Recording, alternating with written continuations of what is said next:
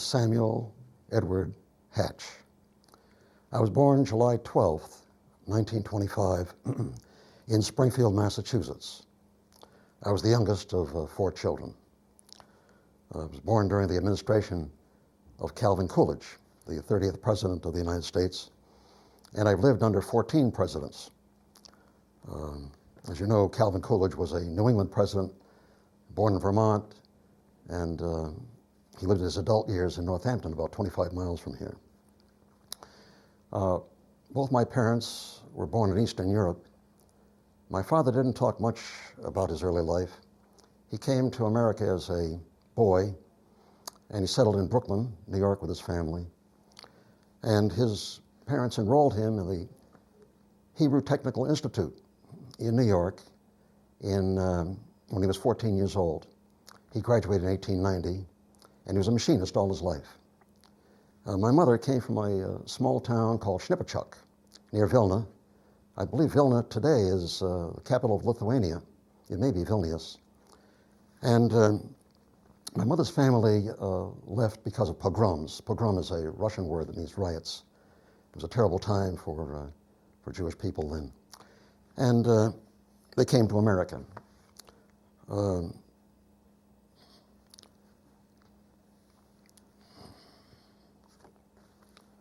In 1928, Calvin Coolidge read a one-line statement that said, "I do not choose to run." They called him Silent Cal. And Herbert Hoover ran against Al Smith, and Herbert Hoover won that election. And when Herbert Hoover ran his campaign, he promised in the campaign a chicken in every pot and a car in every garage. Well, it didn't work out that way because of the Depression. In 1929, the stock market crashed, and there was a Great Depression right into the 1930s. We lived in the north end of Springfield. It was a lower middle class district. My first school was Lincoln School, which is still there. It's across from the Bay State Medical Center. And I remember an inscription on the wall that said something like, it was one of Abraham Lincoln's sayings, you can fool some of the people all of the time, and all of the people some of the time, but you can't fool all of the people all of the time. I remember that. We didn't have a car. My father did not own a car.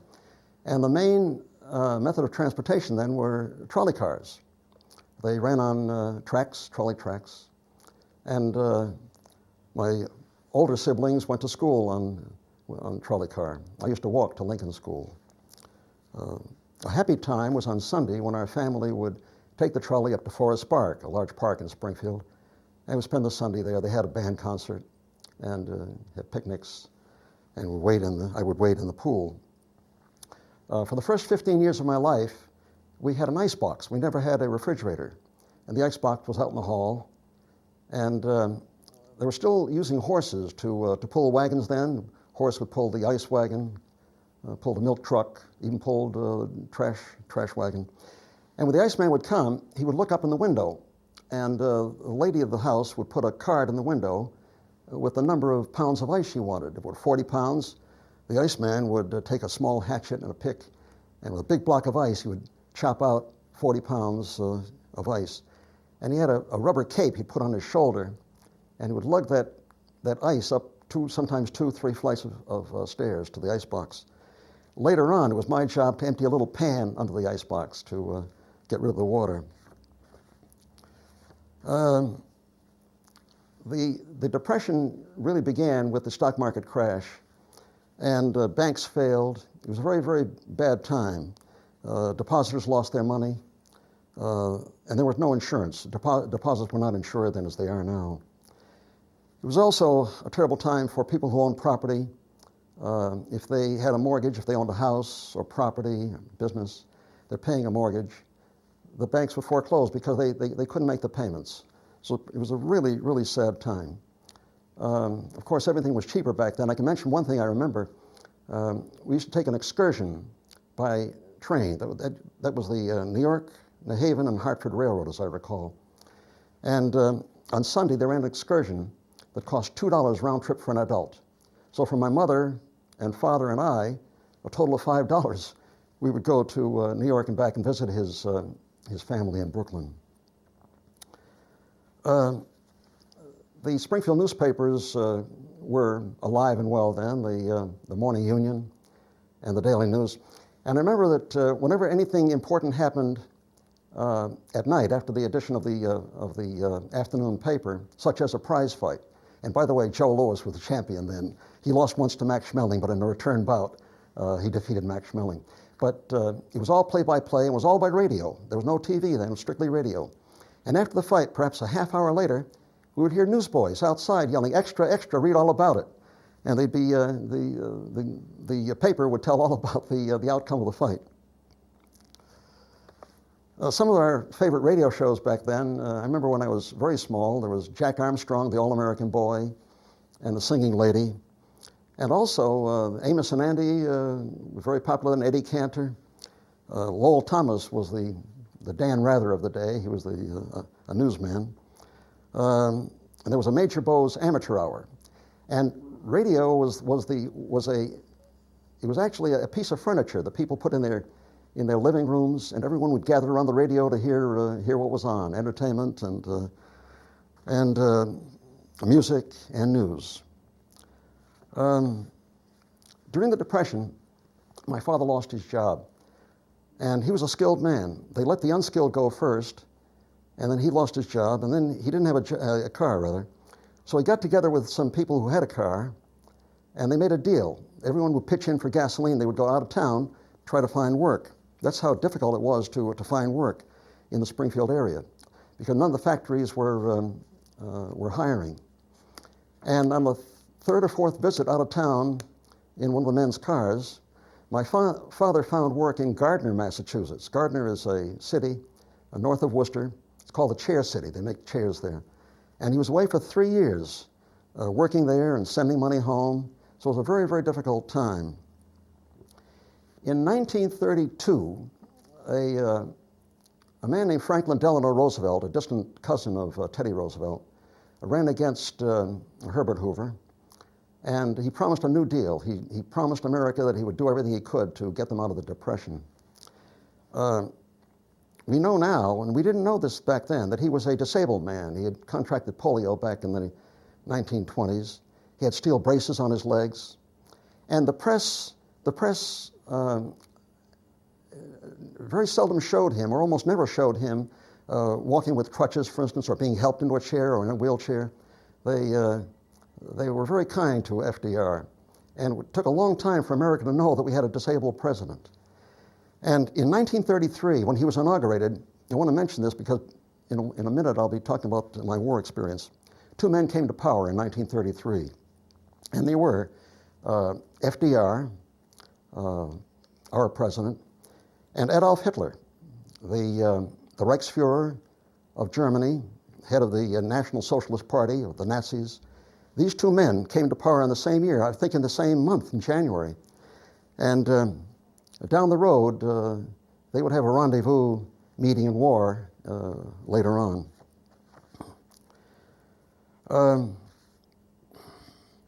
When FDR, that's what we called him, Franklin Delano Roosevelt, came into office, he started something called the National Recovery Act to try to help America get out of the Depression. And there are a number of, we call them alphabet agencies, the WPA, for instance, Works Progress Administration, the CCC, Civilian Conservation Corps. And what these did, the WPA put men to work, and they built buildings, they built public works projects, boys clubs, community centers. And the Civilian Conservation Corps, the CCC, boys would come out of high school, they had no money, the family had no money, and they would join. And this way, sometimes some of these boys were getting, for the first time in their lives, were getting the 3 meals a day, 3 good meals a day. And they helped to clear out brush from national forests, national parks. So these were the times when Roosevelt did everything he could to get people to work. He was a great orator, FDR, and every so often we would hear him on the radio on what he called fireside chats. And in his, I believe it was his inaugural address, he was famous for one-liners. And he said something like, "The only thing we have to fear is fear itself." So he really bolstered the spirit of the American people. When I was about 8 years old, 1933, I remember we always used to walk to Memorial Square to see the parades. And I don't recall which holiday this was, but an open convertible went by and two old men were sitting in the back seat. And there was a sign on the side, and being 8, I probably couldn't read very well, but I overheard people yelling, "Civil War veterans." And I went to Lincoln School, so I had an idea that Lincoln freed the slaves, there was a Civil War. Everyone clapped. So it was an amazing thing. I've thought about this over the years, that I've actually seen 2 Civil War veterans. I thought that was a great thing. In 1935, when I was about 10 years old, we moved from a lower middle class area that had a lot of pollution, by the way. There were a lot of factories down there, and the smoke belched out of their smokestacks. There were no environmental controls back then. We moved to the Forest Park area, a very nice area, only about 2 blocks from Forest Park itself. So this was just a great thing. And because of the Depression, a lot of families gave the younger children hand-me-downs. So I inherited my older brother, who's 7 years older than me, his bicycle. I had it fixed up, and we couldn't afford a summer camp, but Forest Park became my summer camp, and I would ride over there. Sometimes my mother would pack a little lunch for me, and I would go over and just explore the park, sometimes with a friend, but those were very nice times. I went to my second school was Sumner Avenue School, which is still in Springfield. And being in Forest Park, it had a lot of children from the upper class, where the fathers were bank presidents and owners of factories. And there was, I remember in 1936, Franklin Delano Roosevelt ran against a man from Kansas named Alfred Landon. And Kansas is the sunflower state. And these wealthy kids all came to school one day with little sunflower buttons on them with a picture of Alfred Landon. And I came from a Union family. My father was a strong Union man and voted only Democratic. So that was quite an eye-opener to be among children who were from the upper class. My next school was Forest Park Junior High School, now called Forest Park Middle School. And that's where I fell in love with the French teacher. She was very nice, and she would have us play games. And we would all be assigned numbers in French. I don't do it very well. 1, 2, 3, 4, 5. And we would stand up and say, "Le Prince de Paris a perdu son chapeau. Il en accuse le numéro 10, or le numéro 1. We would play games in class. I remember that. And then it was on to Classical High School. At Classical High School, we had a fine principal named Dr. William C. Hill. To my knowledge, and I've discussed this with other members of our graduating class, he was the only public school principal in New England who was invited to be a member of the New England Headmasters Association. And he had a favorite saying. He quoted from a philosopher named Immanuel Kant, and I think that every classical graduate knows this saying. It goes something like this: "No one has a right to do that which, if everyone did it, would destroy society." He would end every assembly that way. So we always remember him for that. In 1939, World War II began, September 1939. Germany invaded Austria, Czechoslovakia, and Poland. They had no opposition. And then in 1940, the German tanks rolled over the Maginot Line. France had what at that time was thought to be an impregnable line, rolled right over it. Germany took over Denmark, the Netherlands, Norway, and Sweden. In America at that time, there were a lot of isolationists, and they wanted America to be neutral. And I remember going to the Springfield Auditorium then, which is now called Symphony Hall, by the way, to the auditorium, and there was a big meeting of the America First Committee. These were isolationists, and they even had a song, and the song went, "America first, America first, America first, last and always." In figuratively speaking, they wanted to build a wall around America. They really did. They didn't want us to be involved at all in foreign affairs. But the administration, Franklin D. Roosevelt and his administration, were keeping an eye on things. They were very good friends with Winston Churchill in England, and so he had the Congress pass something called Lend-Lease, where we wouldn't actually send our ships across the Atlantic Ocean, which, by the way, was filled with German submarines and U-boats, but they had a way of getting war goods to England on a kind of a cash and carry basis. But this was the way that we tried to help Sir Winston Churchill and England, which at the time was enduring the Battle of Britain, bombings almost nightly. In 1940, I remember this at Classical, Franklin D. Roosevelt, by the way, Franklin Delano Roosevelt was the only American president to be elected and re-elected 4 times, 4 different times. In 1940, he ran against a man named Wendell Willkie, and we were at school, and Franklin D. Roosevelt, President Roosevelt, came to Springfield.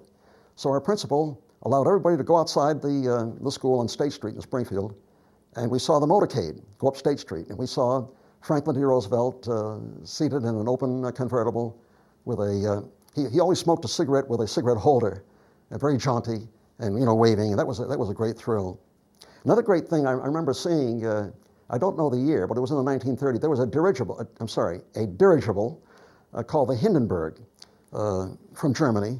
It looked like a giant sausage flying around the sky, and I remember seeing that float over Springfield, this huge balloon-type thing. It burned up, I know, later on, I believe in New Jersey. I think it was filled with helium. We get now to 1941. On December 7th, 1941 was a Sunday. I remember being at home and listening to the radio, some music, and all of a sudden, an announcer broke in with a bulletin, and he said something like, flash, we have a flash from at that time, radio stations received teletype from Associated Press, and he said, we have a flash from Hawaii. Some unidentified planes have attacked Pearl Harbor, Hawaii. More news to come. Anyway, that was the sneak attack by the Japanese at Pearl Harbor. And the next morning, December 8th of 1941, I went to school, reported to my home room, and the teacher said, please put your books down and everyone go to the assembly hall. And when I went there, it was overcrowded. It was filled up.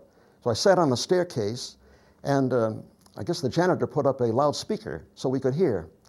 And President Roosevelt addressed a joint session of the Congress at 9 o'clock. And his opening words were, I'm sure you've probably all heard of this, he said, yesterday, December 7th, 1941, a date that will live in infamy. And he went on to, in detail, about the Japanese attack on Pearl Harbor, the sinking of the USS Arizona. And his closing words were that a state of war exists between the United States of America and Japan. So from that point on, the United States was at war. The Congress started a draft then. It was single men, mainly between 18 and 25, although you could be a married man with no child in that age range. And then when they ran out of the first two, they would get to married men with children. But that was the draft. We also had rationing back then because a lot of things were being used for the war effort. For instance, I'll give you one illustration. Nylon stockings. Ladies liked nylon stockings, but they were rationed because they had some of the material they had to use for parachutes. So, simple things like that. And a lot of industries started converting to the war effort. For instance, an auto manufacturer would start making weapons carriers or tanks or jeeps for the war effort. And Springfield was very well known for the Springfield Armory, where they made the Garand rifle, named after a man named Mr. John Garand, who helped to invent it. And he worked at the Armory. In 1942, the United States declared war on the other Axis powers. They call them the Axis, Japan, Germany, and Italy. And now we were fully at war. And once we were at war, word came down to high schools, for instance, to make gym a little tougher. And we had kind of like a commando type gym class. In other words, there was a lot of running, a lot of push-ups, rope climbing, going over obstacles. They wanted to toughen us up because they knew many of us would be entering the military service. And I was a member of the class of 1942 and a half. In those days, they had mid-year classes. But I decided to stay on and graduate with the class of 1943. And our yearbook cover showed a soldier standing with a rifle defending freedom. Behind him was a Statue of Liberty, Miss Liberty, and also a young family on one side. And that was the whole theme back then, was the war.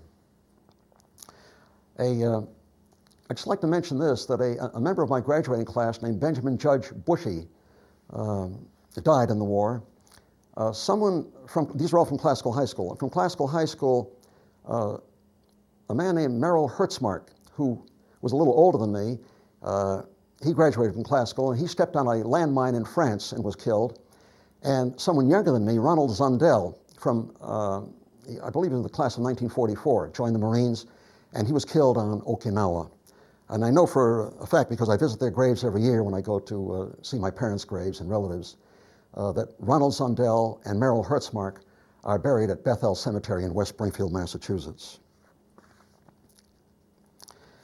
I graduated Classical in June of 1943, and the next month I was 18, signed up for the draft, and I was sworn in and left on November 3, 1943 for Fort Devens. Fort Devens was an intake center for recruits from all over New England, and we were there for a very short time. We were told when we left Union Station to board the train that we were told before that, we were told ahead of that, excuse me, that we should just bring very little clothing with us because anything we brought with us would be sent home. So at Fort Devens, they issued us our military uniforms and our Army boots, and our civilian clothes was sent back to our homes. We then left on a train for Alabama. Camp Seibert, Alabama, was a chemical warfare base, and I was assigned to the 130th Chemical Company. In basic training, we were taught the basics of gas warfare.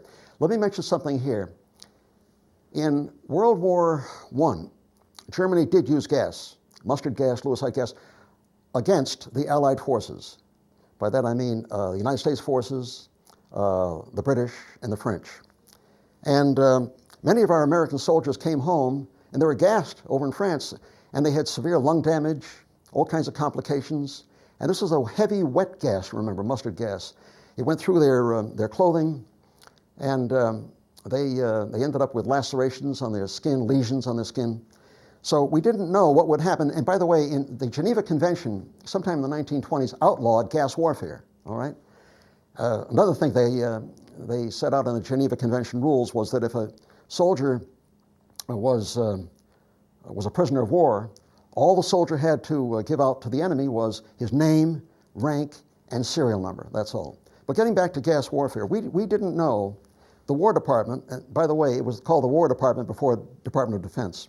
The War Department wasn't sure if the enemy would use gas in World War II.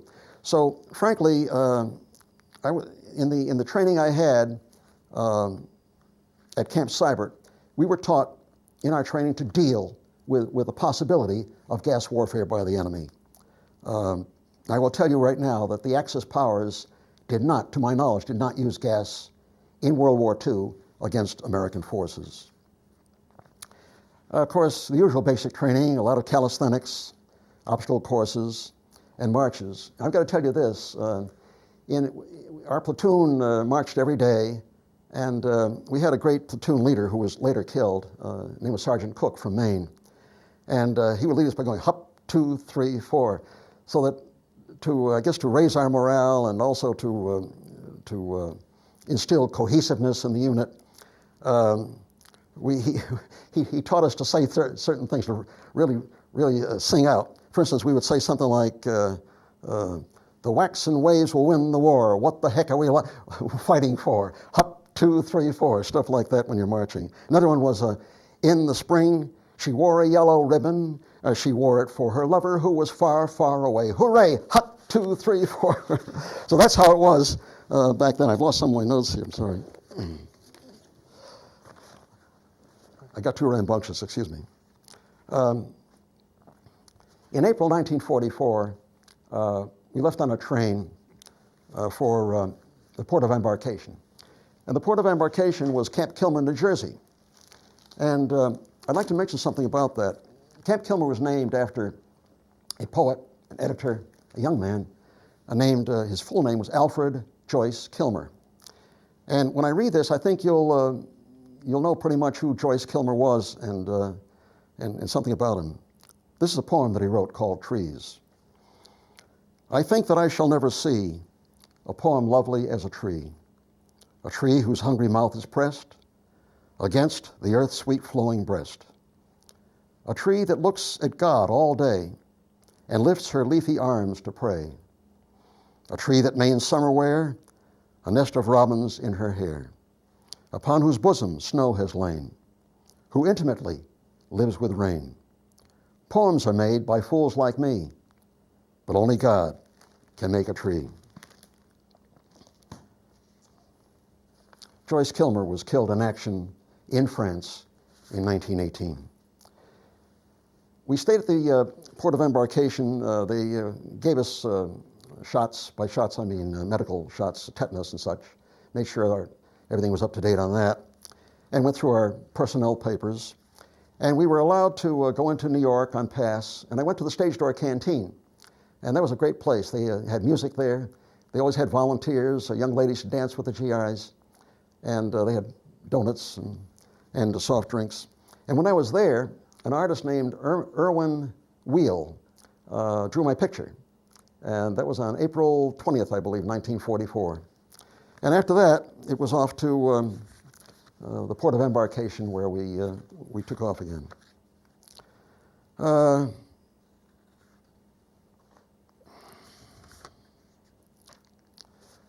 We went overseas in April 1944 in a convoy, a large convoy.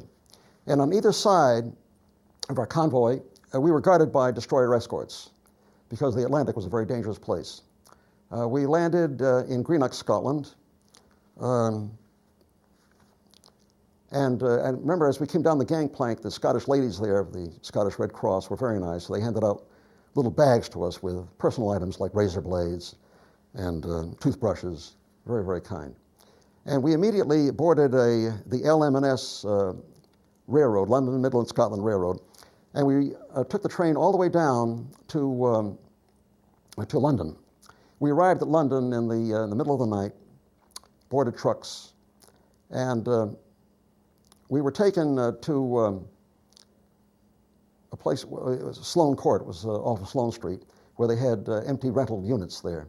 A lot of people in London during the war, renters left their units because of the bombing. And so these were empty rental units taken over by the government, and this is where we made our home for at least the next month. We were now in London, which was quite a change from Alabama. We had to shine our buttons, and we had to look presentable when we went out in public on pass. We took our meals at Knightsbridge, which is near Hyde Park. We'd march up there every day. And every day we would go out on a different detail, doing some work, really biding our time, waiting to go to France. And I remember we were in the borough of Chelsea, and there's I guess at the time you call it a veterans home called the Chelsea Royal Pensioners. Now, these were aged veterans of the Boer War. That was a war fought in South Africa around 1900. And they're very nice. They would walk over, and they loved American cigarettes. I didn't smoke, but my buddies would give them cigarettes, and it was very nice to talk to them. I will also tell you that SHAEF headquarters were in London at the time. SHAEF stood for Supreme Headquarters Allied Expeditionary Forces. And of course, the Allied commander of that was General Dwight Eisenhower, who later became President of the United States. And Glenn Miller, who was a band leader in the 1930s and 40s, he was in in an apartment not too far from us. And later on, we read that Glenn Miller died in an airplane crash crossing the English Channel. On June 6th of 1944, the Allied forces invaded Normandy. And that was the first thrust that America was going to make against the German army in Europe, because before that, I should say in France and Germany, because we'd been in Europe before in Italy. I misspoke there. But this thrust was going east to try to push the Germans back, and of course the Russians would be coming from the other direction, we were heading east, and they were coming from the east, the Russians.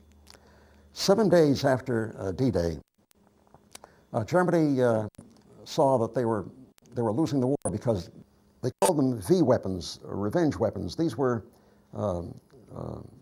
bombs that flew through the air. Let me read you something here about the vengeance weapons. Hitler's scientists and engineers had made astonishing progress in weapons development.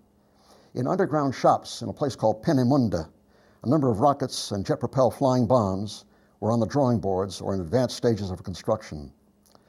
By the spring of 1944, that's the time we're talking about, spring of 1944, two were operational. There were the V-1, which was a flying bomb or buzz bomb, and the V-2, which just went whoosh. It was a rocket went up, way up high in the air, and came down with no advance warning. The Fuhrer decided to use these new weapons against England's civilian population, rather than against Allied forces, troops, or against strategic sites like railroad crossings or munitions dumps. And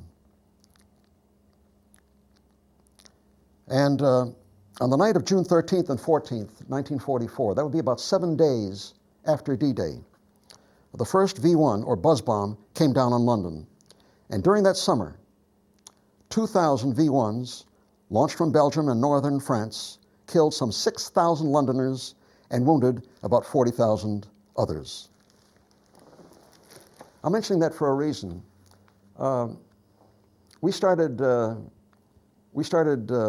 hearing the noise of the buzz bombs in London, and we started seeking shelter in air raid shelters, and they were indiscriminate. They just, I mean, whenever the fuel would cut off, this flying bomb, the V-1, would continue. The momentum would just continue it, and it would simply fall and wreak havoc.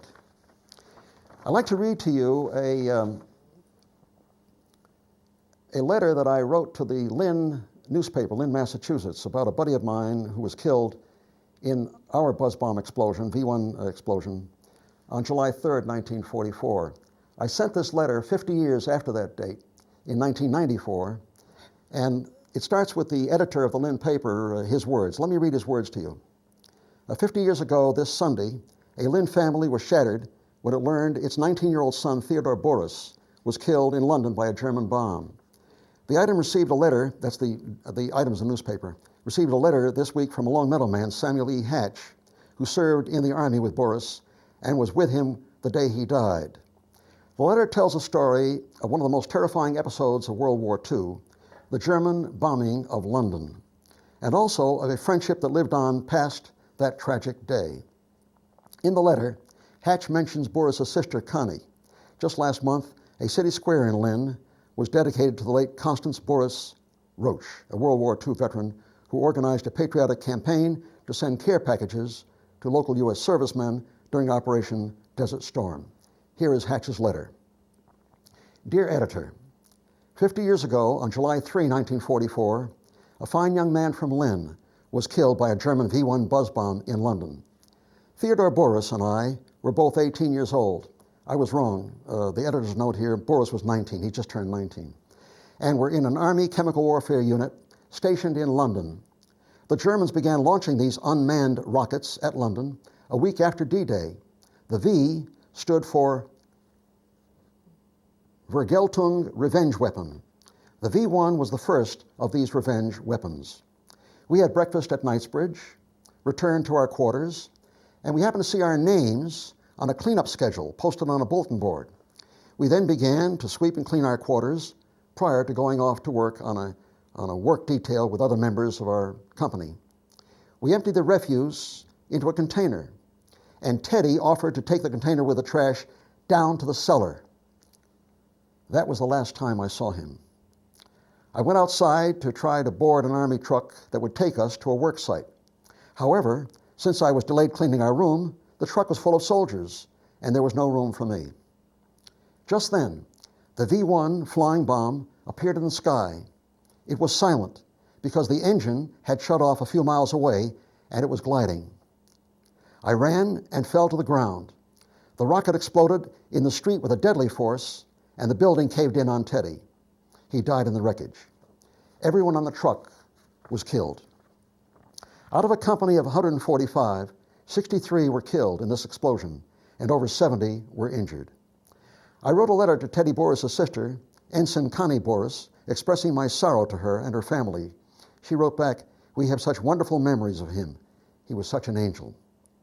Over the years, I've thought about the casual decision that determined our fates. If I had remained in the building to empty the trash container, the letter would have gone to my parents from the War Department. If there had been room for one more soldier on that truck outside, I would have met the same fate.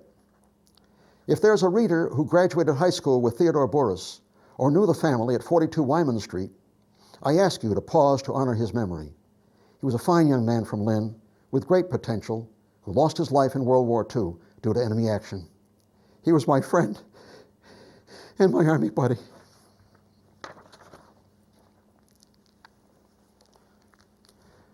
The 130th Chemical Company was decimated. I was hurt, taken to a medical clinic. I spent the next week in an air raid shelter, sleeping in an air raid shelter. Since we lost so many men, our company was sent to the Midlands to regroup. We had to get new replacements from what they called a replacement depot, which the soldiers comically called a repel depot. And these soldiers who came in, they were good men, but they didn't understand our mission. They didn't know what we were doing. As a result, we were delayed in going to France. But in March of 1945, we were trucked down to Southampton, England, and took a boat over to Le Havre. By that time, Normandy was very quiet. It was late. We could see pillboxes that had been shattered by the guns and of the Americans and the Canadians and the British. And we boarded a freight train. I remember it said 40 hommes, 8 chevaux. That's it would hold 40 men or 8 horses. They call it 40 and 8. And we rode all across France. We stopped in Paris just in the rail yards. We didn't go into Paris. And we went through such places as Rouen and Toul, Bar-le-Duc, Chalon-sur-Marne. Ended up in Nancy. Nancy is in Alsace-Lorraine, and Metz is there too. And that's where we guarded German prisoners of war. And each day, I was the corporal of guard then, I would take these prisoners to Pont-à-Mousson, a little place near the Moselle River. And they would work there. And I remember a little later, I don't recall the date exactly, I believe it was in early May, that we attained victory in Europe, VE Day. And in riding back in the truck, the French got word that the war was over. They were throwing rocks at the truck, and I had to hide myself. And they were yelling out, "Bosch, Bosch," a name for the Germans. But I want to mention something else here. Franklin Delano Roosevelt, our president, never lived to see VE Day because he died, I believe it was April 12th of 1945. And a man who worked so hard to help America get rid of this evil man in Germany, Adolf Hitler, never lived to see the end of VE Day. From Nancy, France, we were shipped down to Marseille because at that time they had a point system to go home. And if you were married, you got 2 points. But I was single, I got 1 point. Plus it depended upon other factors as well. But I didn't have enough points to come home. And we boarded a boat in Marseille, and we headed across the Atlantic Ocean through the Panama Canal. And I remember they stopped the boat in the middle of the canal, and we were taken to Fort Amador. And for the first time in months and months, we slept under clean sheets, because all that time, there are no clean sheets in the Army in Europe or France. And also we had fresh milk and fresh eggs.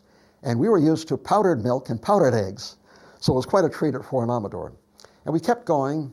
It's now early August, and we heard news on the boat going over. We're now in the Pacific, somewhere near the international date line, that an atomic bomb was dropped on Nagasaki. And then 1 or 2 days later, an atomic bomb was dropped on Hiroshima. I may have it backwards. It may be Hiroshima first. I don't have my notes here. But we knew then the Japanese couldn't continue, and we knew that we heard later on that the Japanese would sign the terms of surrender in Tokyo Bay aboard the USS Missouri with General Douglas MacArthur on September 2nd. And we landed in Manila on September 1st, the day before the signing of the surrender terms. So really it was just a matter of encamping at San Fernando La Union, that's on Luzon, the Philippine Islands. And we guarded Japanese prisoners, but it was very casual. You know, we hardly even carried guns because the war was over. And it was funny, I guess they appreciated the way we treated them. So they put on little shows for us. And at one of the shows, one of the Japanese drew a picture of me. I have it here. And then it was time to go home. And in December, those of us with enough points boarded a boat. And back we came to California.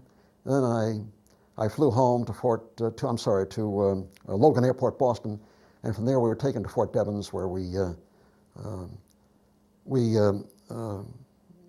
left the Army with our discharge papers and good luck. I want to mention one other thing. I was hurt in the bombing in the Buzz bomb explosion on July 3, 1944, on Sloane Court in London. And I received a Purple Heart for that, but I didn't know it until we got to the Philippines. And I have a picture.